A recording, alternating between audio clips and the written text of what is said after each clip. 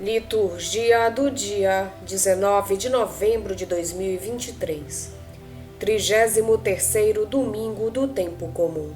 Primeira leitura. Leitura do livro dos Provérbios. Uma mulher forte, quem a encontrará? Ela vale muito mais do que as joias. Seu marido confia nela plenamente e não terá falta de recursos.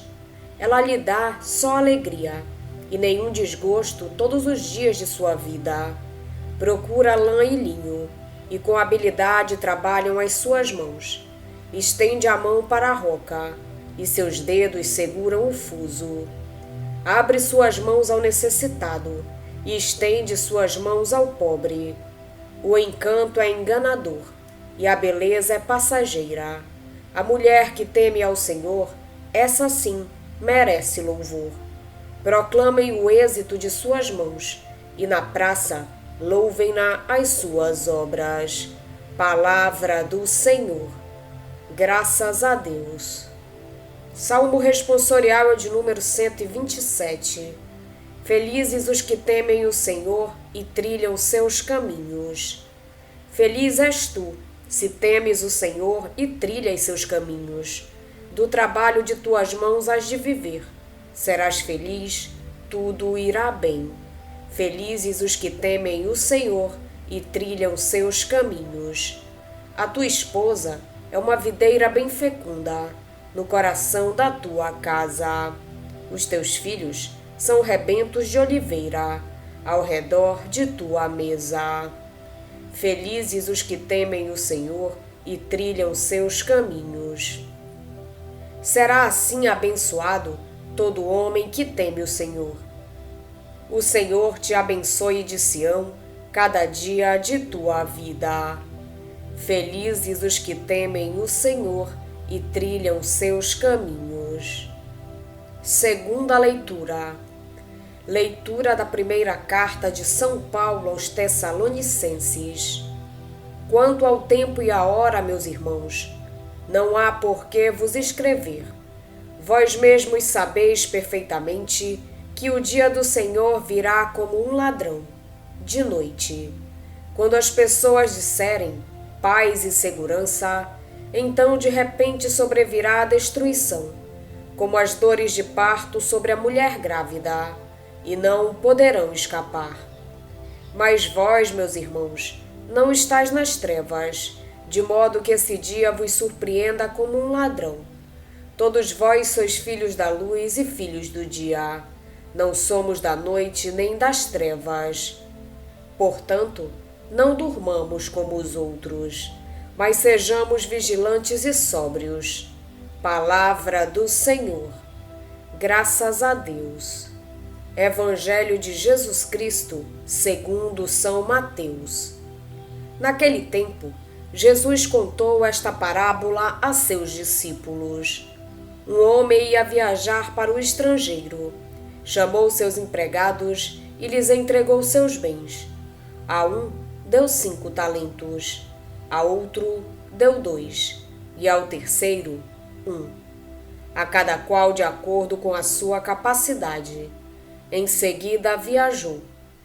O empregado que havia recebido 5 talentos saiu logo, trabalhou com eles e lucrou outros 5.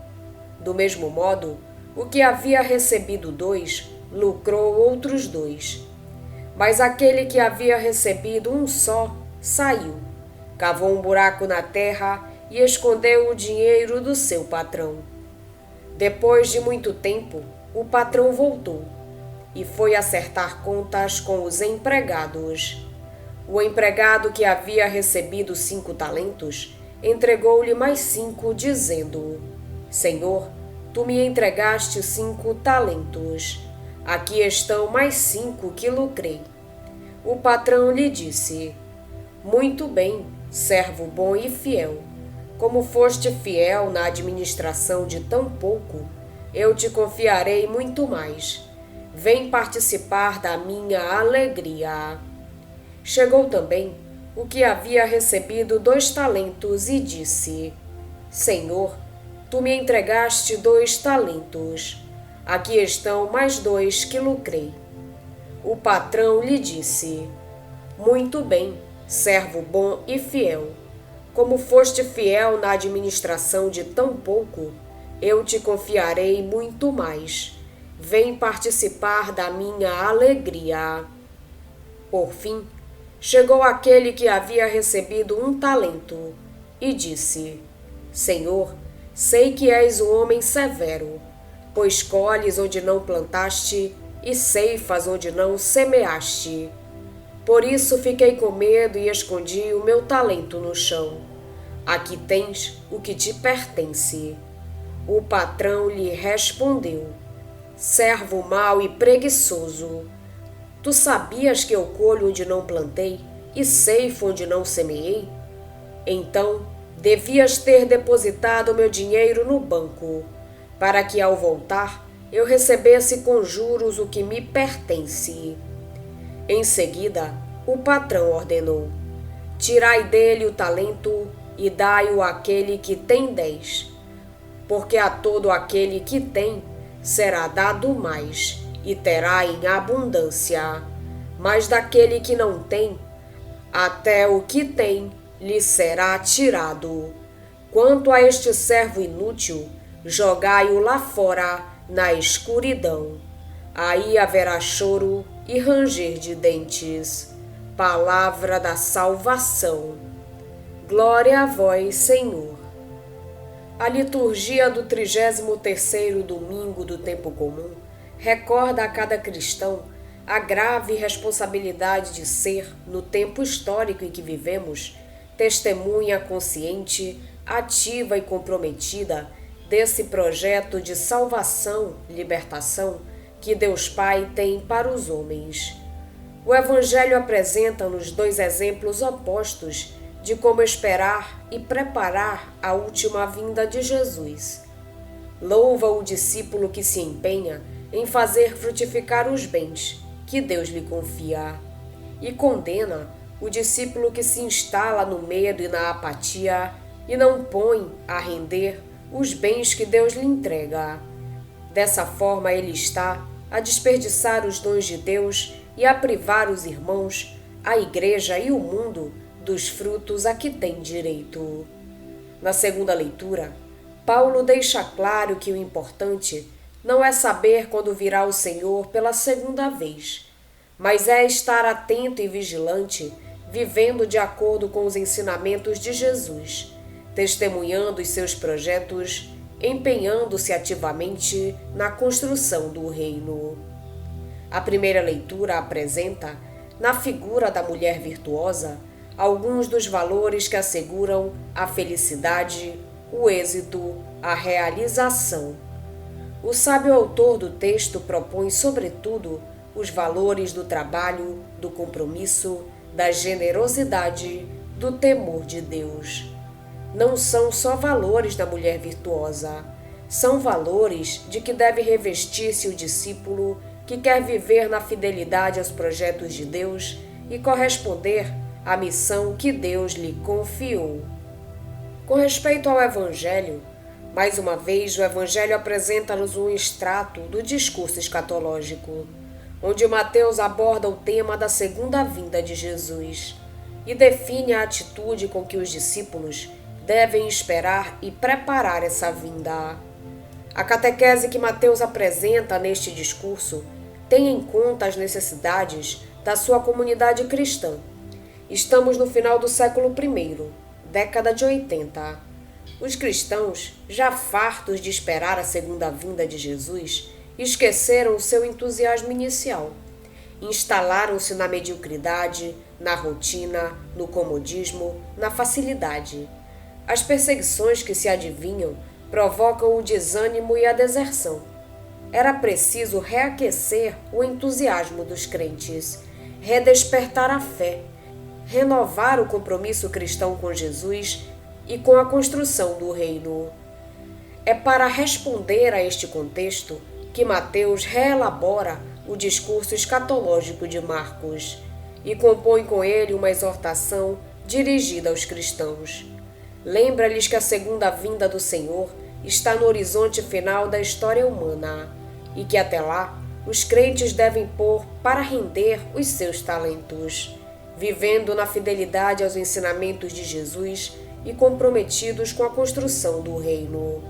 A parábola que hoje nos é proposta fala de talentos que um senhor distribuiu pelos servos.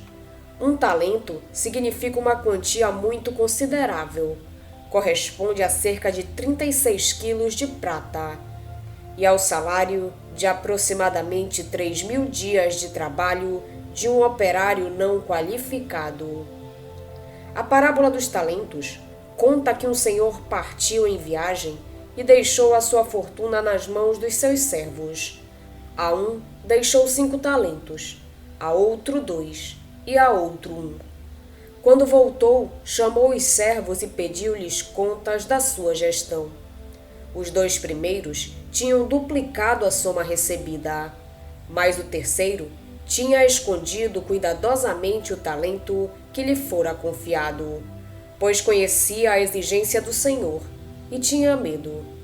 Os 2 primeiros servos foram louvados pelo Senhor, ao passo que o terceiro foi severamente criticado e condenado.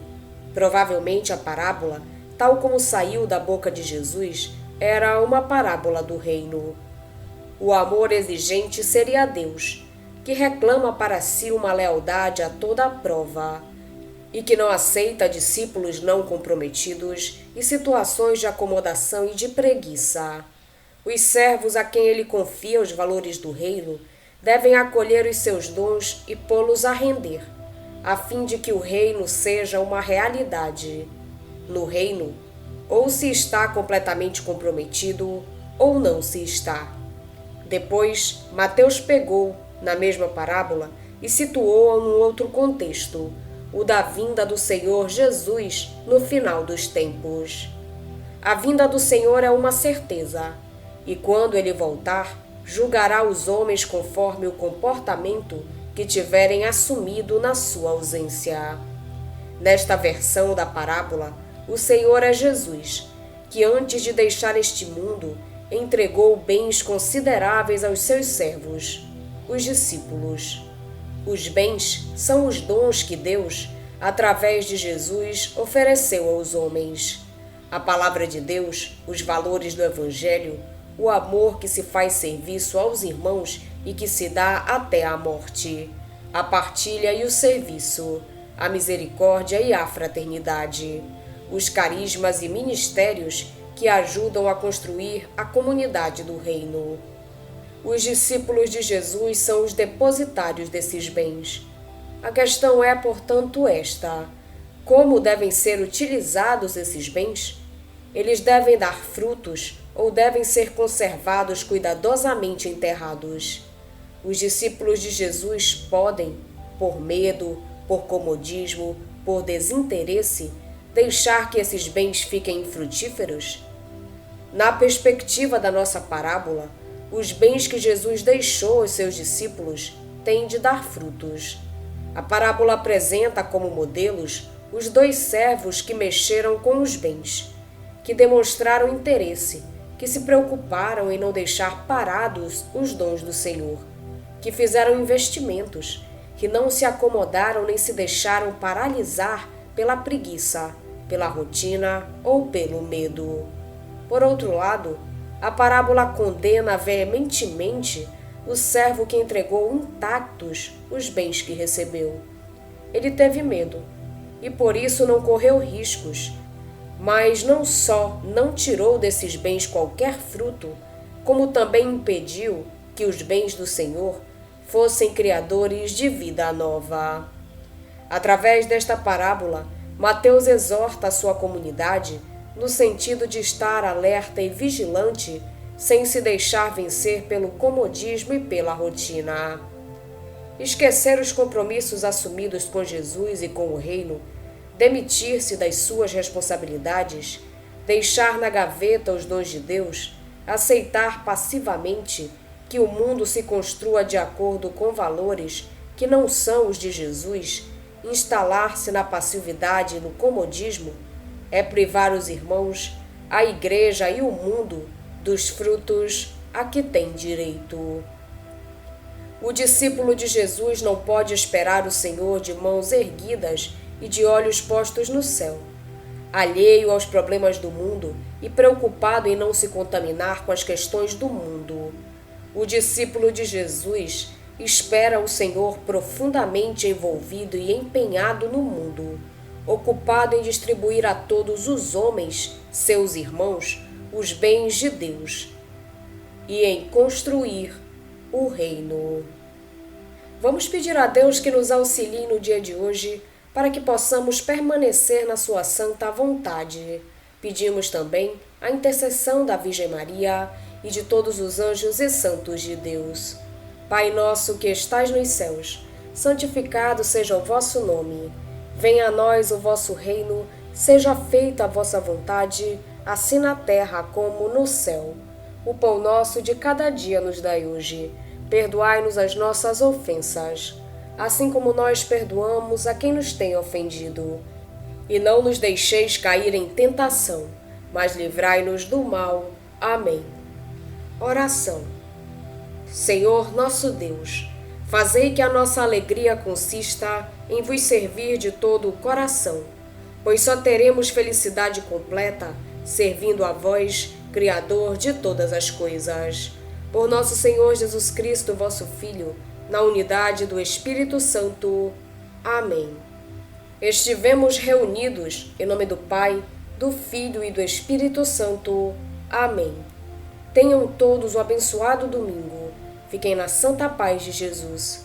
Se inscrevam no canal, deixem seu like e compartilhem essa mensagem com seus amigos. Um grande abraço e até o próximo vídeo.